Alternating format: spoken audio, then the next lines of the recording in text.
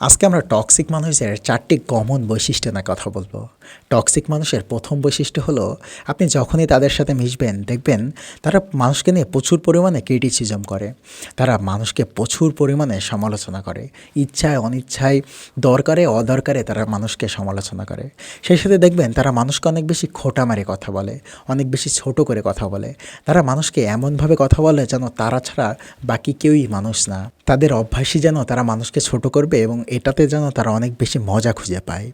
Toxic মানুষের দ্বিতীয় বৈশিষ্ট্য হলো তারা খুব ভালো ম্যানুপুলেটর হয়। তারা যে কোনো সিচুয়েশন এমনভাবে ম্যানুপুলেট করে বা একটা মানুষকে এমনভাবে বোঝায় যে সে দোষ করলেও এমনভাবে বোঝায় যেন সে কোনো দোষই করেনি, সেখানে তার কোনো দোষই নেই। সো সব টক্সিক মানুষেরই দেখবেন যে তারা খুব ভালো ম্যানুপুলেটর হয়।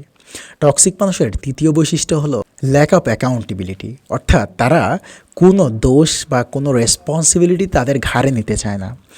এমন দেখবেন যে কোথাও কোনো দোষ করেছে সে, কিন্তু সেখানে এমন ভাব করবে, এমনভাবে ইমোশনকে টানবে যে সে কোনো দোষই করেনি, এবং সেই সাথে যদি কোনো রেসপন্সিবিলিটি নেওয়ার দরকার হয় তাহলে সে এমনভাবে এড়িয়ে যাবে যেন সে এই কাজটা পারেই না বা বোঝেই না, এবং সেই জিনিসগুলো অন্য কারোর ঘাড়ের উপরে জোর করে চাপিয়ে সে সেখান থেকে পালিয়ে যাবে। টক্সিক মানুষদের 4 নম্বর বৈশিষ্ট্য হলো তাদের ডিকশনারিতে পার্সোনাল স্পেস বলতে কিছুই নেই।